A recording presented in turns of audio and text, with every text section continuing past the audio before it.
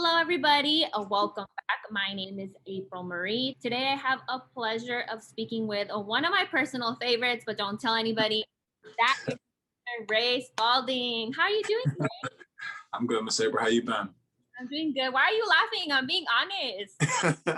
I just feel like you tell everybody that to get on the camera. I actually don't, okay? I have somebody here next to me. She can be my witness. I've never told anybody that before, but you are. You're my favorite. And I feel like Thank you. you're one of the favorites, even in the entire marketing department, if I'm not mistaken, right? He's like a huge. I appreciate that. I love everybody there. You guys are great.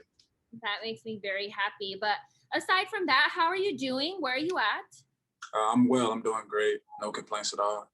Blessed every day. I'm back home in Louisville, Kentucky right now, just rehabbing and sticking around with my family.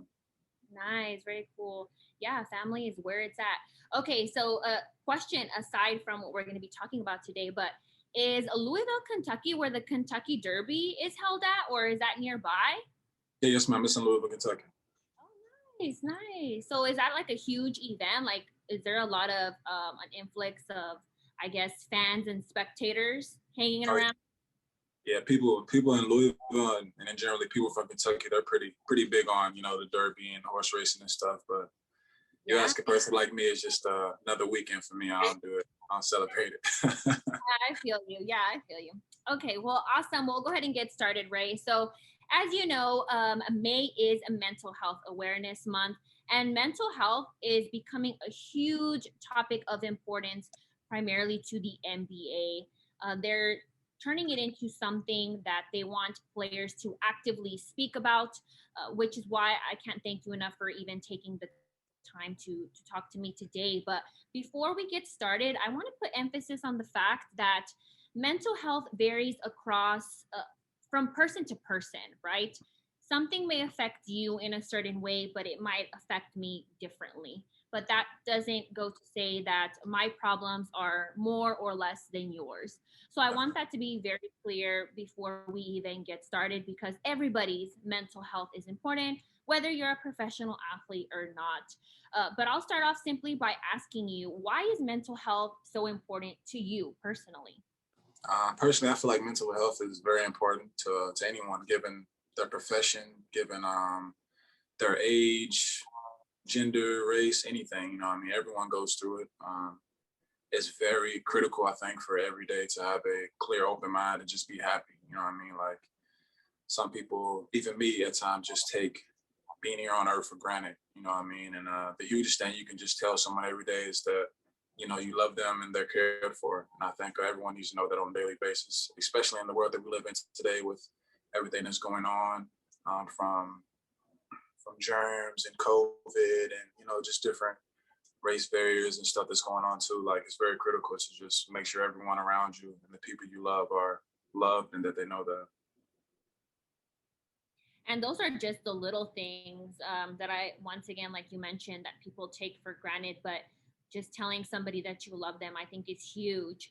But as we dive deeper, earlier this season, you signed a two-way contract with the Houston Rockets, only to have that taken from you 5 days later due to an Yeah. Achilles injury. What was that moment like for you? It was critical from high to low. Now I can kind of like I don't know, really take it all in. It was tough. It was tough. Definitely dealing with that on the road. Just being able to sign and then just meeting them on the road type thing, like not even getting accommodated and comfortable in Houston. It was big. Everyone goes through adversity and ups and downs in their career. Lucky for me, I'm going through it while I'm young, and I have the abundance and people around me who really care for me and want to take care of me and my body. So I'm blessed to be in a position I am, even though it sucked that I went through that injury and suffered that. 5 days into my career with the Houston Rockets, but I kind of look at it as a positive. I get to spend more time with my family, my loved ones. I get to work out every day, continue to get my body stronger. That's been great for me. And then also like we're talking about mentally, like mentally it's been great. It was tough for like the first month after I had surgery. I had my surgery done in Cleveland, Ohio. Cleveland's probably like 5 hours away from Louisville, Kentucky. So I was still close to my family, but after my surgery, I spent like a month just down there in Cleveland, like Wow. training with my surgeon and the doctors there before I wanted to go home with my family. It was tough, dealing with that injury and being alone for a little bit. You know what I mean? Because mentally, no one should have to go through an injury like that and then not be able to really open up with their family and be around their family. So it was tough. But again, like I'm glad I went through it. I'm glad that mentally I'm stronger and really prepared for anything in life. I mean, sports has, brought me around and introduced me to a lot of people. I had a few NBA guys reach out to me after my injury, and I had a few people just like who are just fans of me, who just watch basketball and have nothing to do with the sports world but me. So it was cool just to hear them reach out to me and ask me how I'm doing and if I need anything to talk to or I need anyone to talk to that that would be there for me. So it's been great. Like believe it or not, like I'm not. I was pretty down about it, the first 2 months, like, dang, like this sucks, like, woe was me type thing. But I'm enjoying the process of getting better, like my body, my mind as well. And it's been great just to be around my loved ones. And you actually mentioned something that I think people tend to forget because aside from these contracts and the traveling and the success and the being recognized when you go out, is being a pro lonely the majority of the time?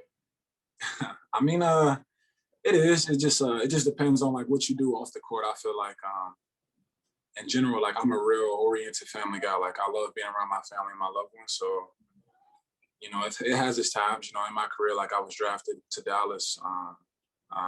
My brother, he's my manager, so like I hired him as my manager through my agency. So of course, like he was there with me a lot of my time in Dallas. Like he lived with me. I bought a house and he stayed with me there.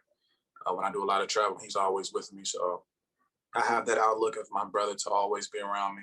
But I mean, yeah, when he's not around me and I'm just sitting at home, like yeah, it gets boring. Like you play a lot of video games and watch a lot of TV when you're not working out and bettering yourself in your career. But I don't know. I'm a pretty boring, quiet guy, so time alone to myself is always a plus in my world. So I don't really mind it. But I would definitely agree that some guys go through like a lonely phase of man, like no one's around me. But I Hey, don't I really. think that's a huge blessing. The fact that you have your brother right next to you and to have him in such a important role in your life, right? That he gets to help with the business aspect, but also the fact that he's family. I think that's huge. I don't know that a lot of people actually have that opportunity.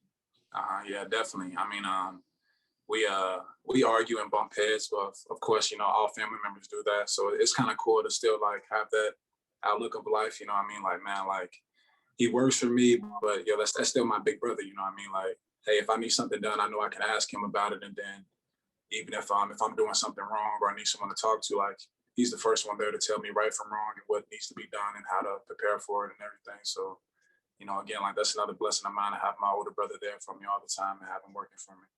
That's huge. And unfortunately, Ray, when it comes to injury, that's nothing surprising in the sports world. It happens so often. But how does injury overall play a factor in the mental health of professional athletes? Yeah, I mean it's huge. Not speaking on just the NBA, the G League, but I mean in anyone playing a sport because you have to deal with, of course, not being able to play that sport with you. You have to deal with the rehab process, which is long. Given the injury, of course, yeah, I mean you have to deal with people just I don't know. Sometimes I say like over worried about you. You know what I mean? Like I don't really like that. Like Overly concerned? yeah, yeah, yeah. Like, oh, are you doing all right? You doing all right? Like, are you all right? Like each and every day, just like sometimes you want that time to just, reflect and just accept it for what it is, like just an injury, and I'll be back better than ever. So it definitely varies. And now you actually have players from every sport, like you just mentioned, coming and talking about how they deal with mental health or suffering from anxiety and depression. You have players like Michael Phelps, Paul George, DeMar DeRozan. Why do you think these professional athletes are now being more vocal and open about the topic? Yeah, I think they're being more vocal and open about the topic just because again, like just the world that we live in, and people are so immune to just like keeping things in and not letting people know what's going on, which is cool to hear other people's stories. Like that's dope. Like those people step out of their comfort zone and want to share like what they're going through on a daily basis and how they overcame certain things in life. That's dope. Like I don't know how some people like react to things, but I mean, given if I wasn't in the career of basketball, you know, what I mean, I would like to hear like what people go through on a daily and how they get through it and overcome it. So like that's cool that those people do that. And have there been any mechanisms that you use, like during that time that you said 2 months after your surgery, when the entire injury happened, you were kind of down? Was there something that you were doing in particular that was kind of helping you cope going through that time?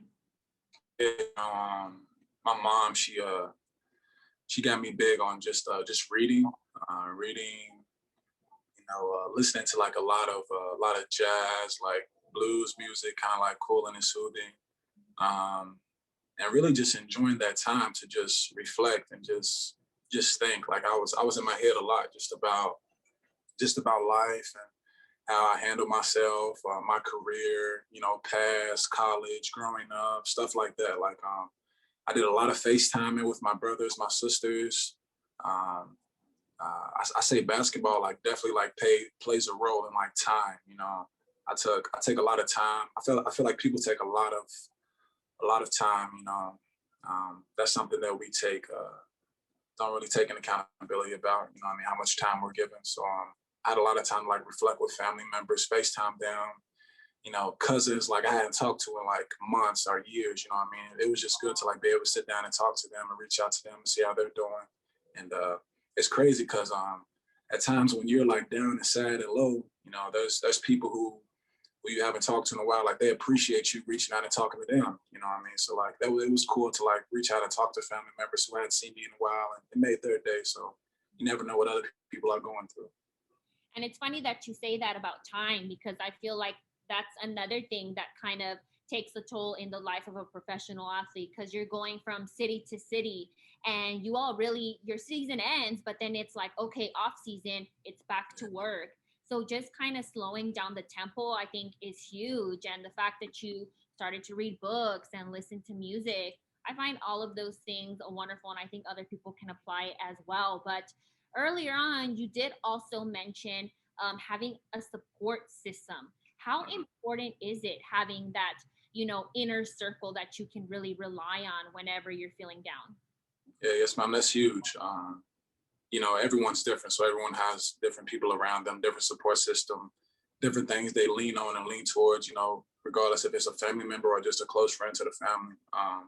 For me, it's my mom and my brothers and sisters. Like um, growing up, no one had it easy, but we always had each other. So like that's always been huge for me. I talk with my mom about everything, my brother about everything, my sister, older sister about everything. So they've always helped me through everything in life, whether of course like basketball, but just to be able to talk about schoolwork and this happened today, that happened today. I mean, that's huge mentally for anyone. So I'm just blessed and very grateful to have those people in my life to be able to do that and reach out to, because regardless if we've lost family members and don't have them around anymore, I don't have a lot of friends like I have that. So Yeah, I couldn't agree with you more. Well, thank you so much, Ray, for taking the time to speak to me for a little bit today.